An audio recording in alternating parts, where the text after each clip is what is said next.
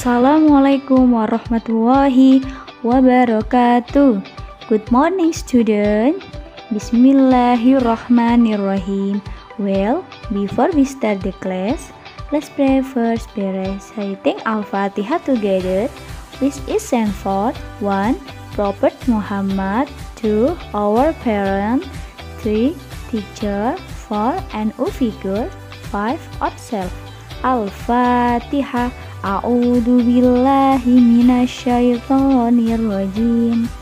Bismillahirrahmanirrahim. Alhamdulillahi rabbil alamin. Ar-Rahmanir-Rahim. Maliki yaumiddin. Iyyaka na'budu wa iyyaka nasta'in. Ihdinas siratal mustaqim.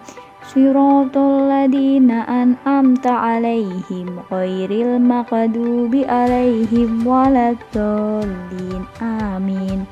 Hari ini kita masuk ke bab kedua ya, yaitu tentang mata pencaharian masyarakat Arab sebelum kedatangan Islam. Mungkin sebagian dari teman-teman masih asing ya dengan kata mata pencaharian. Lalu apa sih arti dari mata pencaharian itu sendiri? Ya, mata pencaharian itu adalah pekerjaan. Jadi bisa sebagai pedagang, bisa sebagai petani, gitu ya. Mata pencaharian masyarakat Arab sebelum adanya Islam itu ada perdagangan, ada pertanian, ada peternakan, dan ada perindustrian. Nah, Ibu akan membahasnya satu persatu. Teman-teman, tolong disimak baik-baik ya videonya dan didengarkan audionya.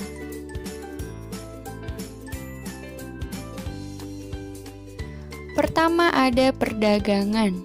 Nah, ini pasti sudah tidak asing lagi nih di telinga teman-teman ya. Perdagangan itu seperti dagang ya, jualan. Ya, biasanya dilakukan oleh masyarakat Arab yang ada di perkotaan. Pada waktu itu, yang sebagian besar bekerja sebagai pedagang adalah bangsa Quraisy. Nah, ini juga ada di Al-Quran surat Quraisy. Kita simak baik-baik nih ya. Bismillahirrahmanirrahim. Li'ilafi Quraisy. Artinya, karena kebiasaan orang-orang Quraisy, ilafihim rihlatash syita'i was-shaif. Artinya, yaitu kebiasaan mereka bepergian pada musim dingin dan musim panas. Ya, berpergian di sini ya dalam surat Quraisy ayat 2 yaitu adalah berdagang. Nah, bangsa Quraisy itu melakukan 2 kali perjalanan berdagang dalam setahun. Ya, seperti yang tadi arti surat Quraisy ayat 2, yaitu pada musim dingin dan pada musim panas. Ketika musim dingin, mereka melakukan perjalanan ke Yaman. Sedangkan ketika musim panas atau musim kemarau, mereka melakukan perjalanan ke Syam. Jadi intinya bangsa Quraisy itu kalau berdagang tidak diam di satu tempat saja, tapi berpindah-pindah ya. Dalam setahun itu 2 kali pindah gitu.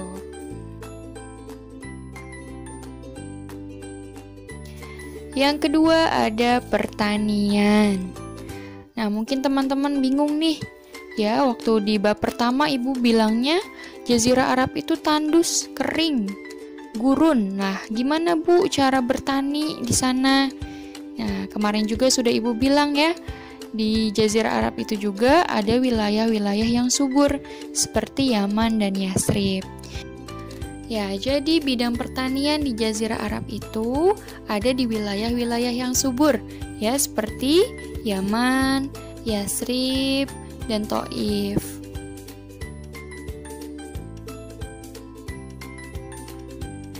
Ketiga ada peternakan, ya hewan atau binatang yang biasanya mereka ternak ada domba, kambing, dan unta. Dari peternakan mereka itu, mereka dapat menghasilkan susu. Nah, susu ini bisa dari susu kambing. Ya, bisa juga mereka mendapatkan daging.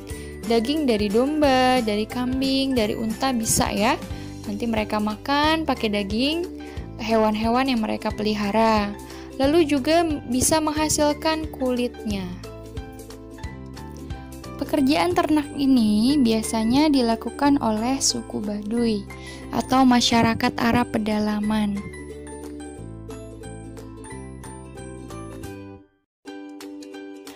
Dan yang terakhir ada perindustrian. Perindustrian itu sama seperti pabrik ya. Jadi pabrik pembuatan besi, pabrik pembuatan kayu, seperti itu ya.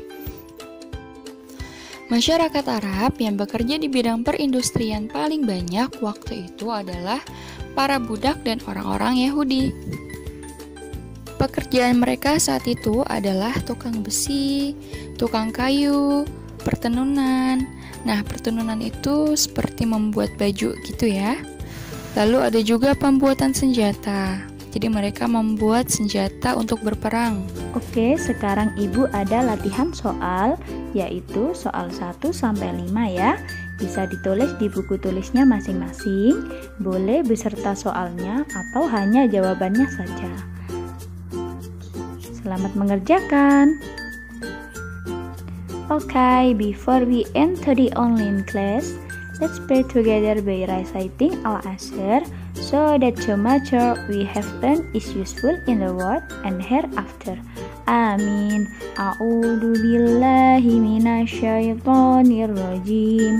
Bismillahirrahmanirrahim. Wal asri innal insana lafil husrin illal ladina amanu wa amilus solihati wa tawasaw bil haqqi wa tawasaw bis sabri. Shadaqallahul adzim. Assalamualaikum warahmatullahi wabarakatuh.